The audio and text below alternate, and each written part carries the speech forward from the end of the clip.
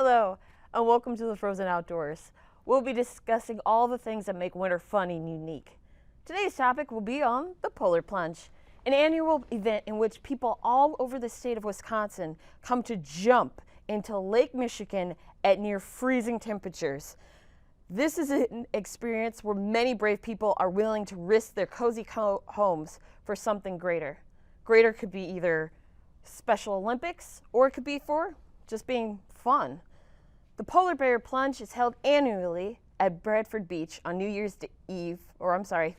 Day at noon, and it's expected for attendees to bring dry clothing to warm up after the plunge.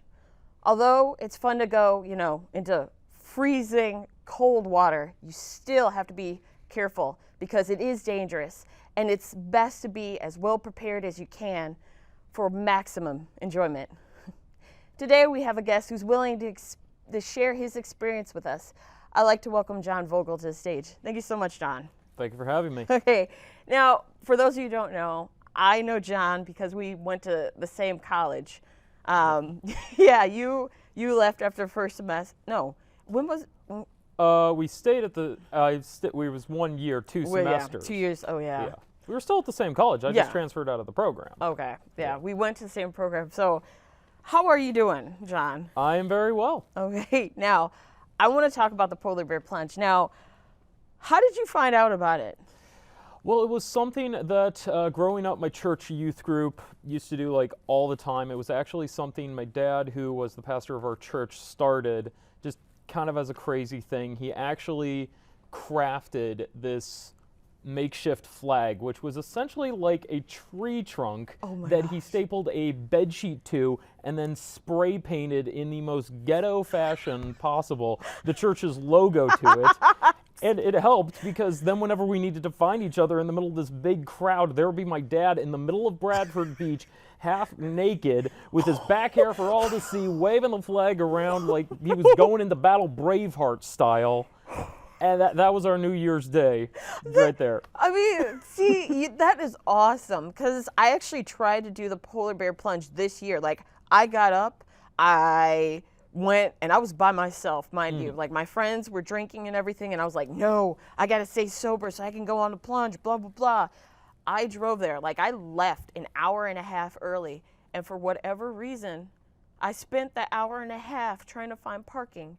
I mean, it was backed up. I was driving around, I'm seeing, and as I'm driving, and I'm like, I see it. I see the beach, I see the people. It's hard enough to find parking at Bradford during a normal day, let alone this, yeah. And like people had talked about the shuttles and everything, but I apparently missed the shuttle, so me thinking I could go all the way down there, it was just nuts. But I'm sorry, your dad half naked with back with hair, the flag, yep. just going, just waving it around like crazy. I mean, it's how we found each other, and it's like... That's actually smart. It made perfect sense. You could spot that flag from a mile away. Heck, I wish I had gone with you guys, because I probably would have had a lot more fun than trying to do it by myself. Well, yeah, nothing's more fun than a bunch of youth group teenagers from Waukesha. Oh. Those are the party animals right there. Exactly. Now, with the plunge and everything, it seems like you did it just for fun. Yes. Because I know that they also have it for Special Olympics. The Special Olympics actually has it. Their website is polarplungewi.com, and I know that for this year they actually have it at 14 different locations and everything. They just had one recently. It was at Muskego, and like I remember watching the videos of it and everything where people were jumping in. There was a guy dressed as a banana suit. He jumped in. Firefighters were jumping in, then jumping back out so they could, help people. And what's interesting is with the Special Olympics, I'm sorry to get on my bandwagon, but if you know me, I got to do it. The interesting thing that they talked about was their goal for this year, 2016, is $1.7 million. Right now, they've raised $673,748 of money that's already helped 1,051 people. Now that's based on the fact that $552 they use for equipment, any fees that come up, outfits for the participants, all that stuff. So, I mean, you doing it for fun is awesome. if anyone else is interested, maybe go to the website. All the more reason to do it. Yeah, because I mean, I probably would have done it more. Well, I take that back. I wanted to do it for fun, but I think if I had known about the Special Olympics, I probably would have done it because, you know, you have backers and everything, and the backers are able to say, hey, you know, this is for a great cause, and then I wouldn't have chickened out like I did. Yeah. But with you, I did want to ask, now, with the polar bear plunge, did it have any significance to you? Because you mentioned how your father's a pastor, correct? Mm-hmm. And that he designed this. So for you, was it something like, I got to do this because my dad wants me to, or? No, it was just something fun that it's like, you know what? My dad's done this the past couple of years. I've had friends who have tried this. This looks like a lot of fun. And, you know, it's definitely a good way to earn your man card, as it were, you know? What does that mean, man card? Well, I don't know. It's just something boastful to be able to say, yeah, I jumped into freezing waters and that was cool. It didn't bother me at all. Which is just kind of silly, but yeah. Oh, yeah. I mean, I can understand because with man card, started to jump on a bandwagon. It's that thing of, ooh, I've got a beard, and now I can drive. Hey, don't mind knocking the beard. Oh, yeah, you didn't get a beard. Yeah, you're right, because I remember when we were in school, like, you did not have a beard at all. Like, now your beard looks nice and everything. Yeah. You look like an adult. But before, you were like, yeah, I'm John, blah, blah, blah. Sorry. It didn't sound like that. Good Lord. No, you didn't sound like that. You didn't sound like that. Sorry to just, mess with you. But going back on topic. Yes. Now, can you take us through that day? What happened? Like, I want to hear this whole story about how this went down. Okay. Well, first of all, we carpooled our way down there, and we got there pretty early. I want to say like probably 2-3 hours before the event was even set to start. So of course we are parked in a car at like the McKinley Marina with like all of us crammed into one car, because of course we had the car turned off to save the power and the electricity, but of course it's freezing January morning, so we all had to huddle into one car for warmth. And there's like probably like 12 of us packed into this like, mid-size or something like that, laying on top of each other, just being ridiculous and stupid. And so after a while, we then kind of made our way down to Bradford Beach, and you could already feel just the coldness in the air. But it's like, you're bundled up at that point. You're like, okay, it's not so bad. You get down to the beach, it's not so bad yet. When it really starts to hit you is that like a minute or so before they sound the alarm for everybody to run in, because at that point you got to start taking off all your layers. You got to strip down, to your bathing suit or to, your banana suit, as is the case for that one guy. Sounds like a weird euphemism, but never mind. But no, so you had to strip down to that. At that point, you get to see how pasty white all of your friends are in the middle of the Wisconsin winter. I mean, I swear Mitchell Airport probably had to have some warnings going on. Ignore the glare coming from Bradford Beach. That's just all the white people. Oh my gosh. You can't say that. Come on, you were not that pale. Oh, well, I was pretty pale. Okay. I can just imagine now, because you saying that, and then just imagine. But I mean, now, were there gawkers? Were like a huge amount of gawkers? Not that I noticed, because I know at that point I definitely had like tunnel vision going. Like I know, I'm pretty sure my mom was there to watch us run in, because of course, whenever you're doing something stupid, you always want your mommy there to stand by and support you and cheer you on at the sidelines. Yeah. That's how I made my way through college. Oh, I swear. Kidding. I know, John. Because like when I was trying this year, while I was driving, like I saw the group of people that were going, and then I saw just like this big wall of bodies. They're all bundled, and I was like, what the hell? And like I realized then, I'm like, oh, those are people that must be friends. Like I saw people that had jackets and other stuff, but then I saw some people with like cameras, and that kind of creeped me out. Yeah. I mean, not to say that the whole thing is bad or anything. That was kind of scary a little bit. Weird, yeah. But I think if I had gone with friends like you, I wouldn't have had that problem. I would have been like, oh, okay, whatever. I've got friends that are going with me, and da-da-da-da. Now, you described your moment up to it because you said you had tunnel vision. What happened once you entered the water? I mean, Well, this was one of those years where I know there have been some years where there's enough ice out on the water where you can just go up to the ledge and then jump right in, and those are supposedly the easy years. This was not one of those years. This was one of those times where it's like, okay, you had to run up all the way into the water, and that's always the hardest. Like, even in normal temperature water, like if you're down in Florida or something like that and you're going in the water there, it's cold enough until you get waist deep. Yeah, imagine it in January when the water is like well below freezing. It was rough. I couldn't feel my legs after a while, so eventually I got to like knee deep. but you've got enough hair. I would think that, the hair would have trapped it up to here. I mean, It did a little, but even so, I mean, Okay. it can only offer so much. oh my, But, well, I think I got to like knee level or so, and then I did like some weird swan dive / belly flop right into the water just to get my head under. nope. I would have gotten to my legs and been like, okay, I'm out. Deuces. This has been Well, fun. that's the thing. It's like once you get your head under the water, then it's a lot more tolerable. That's what makes the difference. No. That's why there's the phrase, you got to go head in. You can't just dip your toes in the pool. You got to dive in. Okay. I mean, because my thing is, I had really hoped that it would have been warm. I know, but it seemed like this year it was warm up until New Year's Day. Yeah. And then that's when weather was like, oh, Veronica, you want to go out? Nope. Mic drop. Try it now. Deal with it. Exactly, because it was just like my hands were burning. Mm-hmm. Oh, and yeah.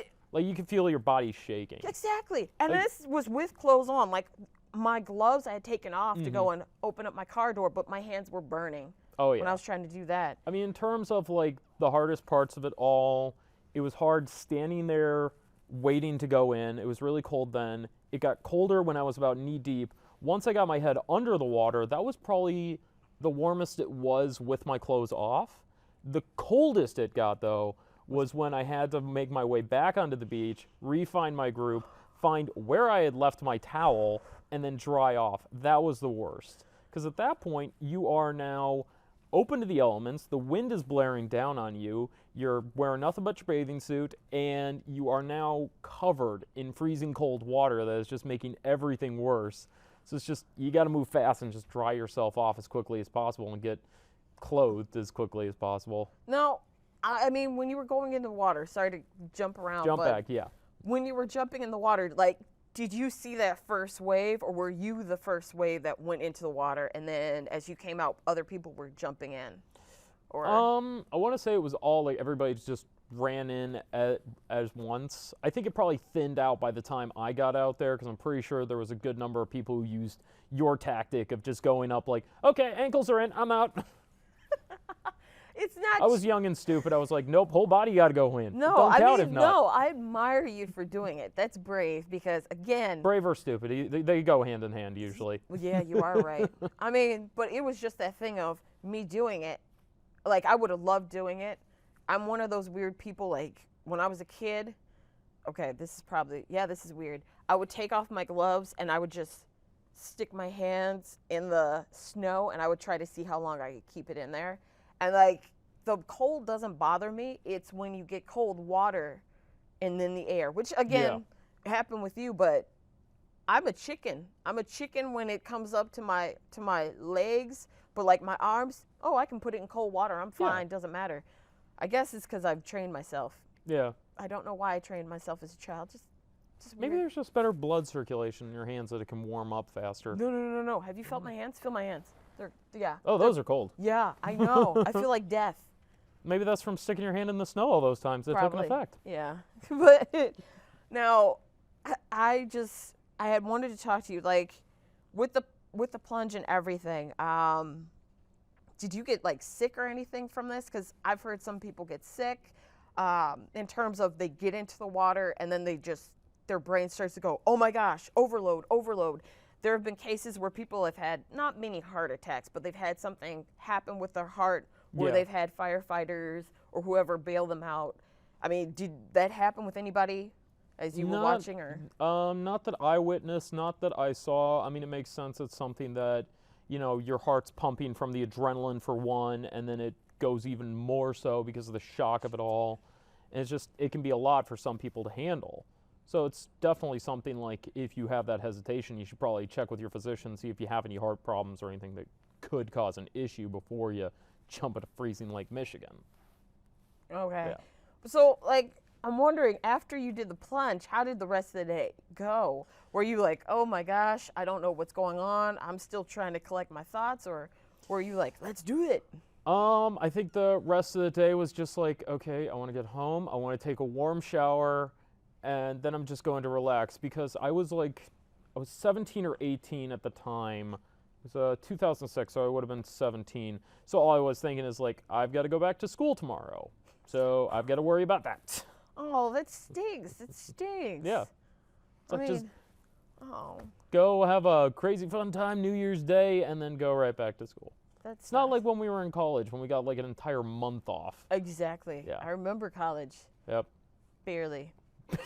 I'm kidding. If you can remember college, you weren't doing it right. Yeah, I wasn't doing it right. But now I have a question. Like, what memories did you create, do you feel, with that day? Were they good memories, bad memories? I mean, what kind of thing? Oh, I think they were great memories. I mean, it's a lot of fun. I mean, I can look back on all of it and laugh at a lot of the ridiculousness, from like my dad crafting the giant Braveheart style flag to like just standing with all my friends ready to jump in, to just how freezing cold I was feeling afterwards. Just a lot of that it's good, fond memories, something to look back on and laugh at. Yeah. But did you help your dad with that big float thing where he's like, I'm here, No, here. he did that all himself. Well, I mean, what would make him think of making that whole thing? Is it just because, again, I want everybody to find me? Like, there were some people that had huge signs when I was driving by. I think it was more so because he just wanted everyone that was, with the church or that was coming to meet the group or something like that to go, oh yeah, that's where we're supposed to meet. I also think about it because, I mean, that is one inventive way. Another way that I saw were this family, they were all dressed in like lime green. And I distinctly remember looking at them and going, what in the world? Like, they all had like these bright lime green clothes on, but you could tell where they were. Yeah. I mean, even in the crowd. It's definitely going to stand out from a crowd if you're wearing bright fluorescents like that. Yeah. Definitely. Now, because you said you did it in 2007, I'm wondering, would you ever do it again, maybe next year? I probably would. I mean, it would be a lot easier because, at the time I was living in Waukesha, so of course we had to drive out and park down by the lake and, then figure all that out. But now that I'm living in downtown Milwaukee, it would be a lot easier because then I could just walk there and back. It's something I probably wouldn't do it alone because, I mean, stupid stuff isn't as fun to do alone. You got to get a group of friends to do it with you. So if I had a group of people that were like, hey, let's do this, I'd be like, yeah, okay. Okay. Well, then we should do it next year. We should definitely do it. Oh, is that a challenge? You throwing down the gauntlet? I'm still throwing it down, John. All right, I'll bring the beer. Okay. I won't drink it, though. But, okay, then. More for me. But, We're John, on. thank you so much, though. I want to thank you guys. Oh, my goodness. I can't believe that's all for today's show. I want you guys to remember that there's more fun things to do in the winter than what your friends say, and that it's fun to try new things, even if it's bone-chillingly cold. So until next time, this has been The Frozen Outdoors, and this is Veronica signing off.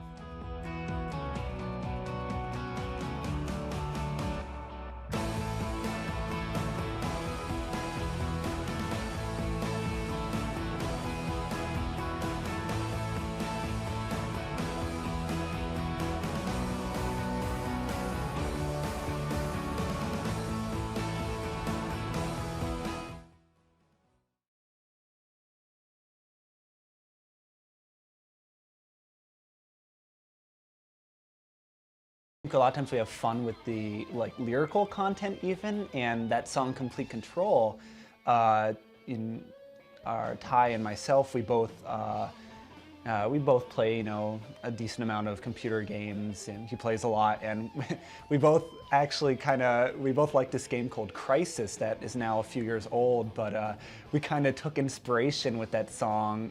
We used Crisis kind of to have this idea of this kind of, ultra high tech modern warrior with all kinds of, advanced technology and sniper skills and stealth armor. And we kind of threw that into the song, and I think a lot of the songs, a lot of times we have those ideas.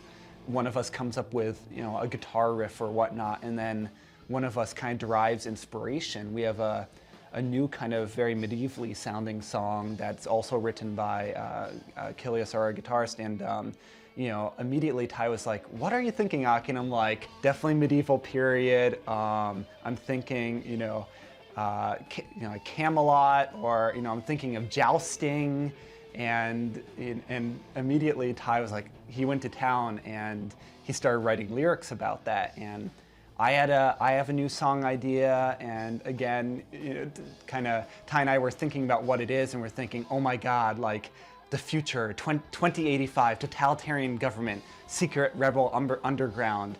I don't know. We always have a lot of fun kind of coming up with what a song will be about, because the riff is one thing, but then kind of Ty often comes up with lyrics and kind of weaves a story with it.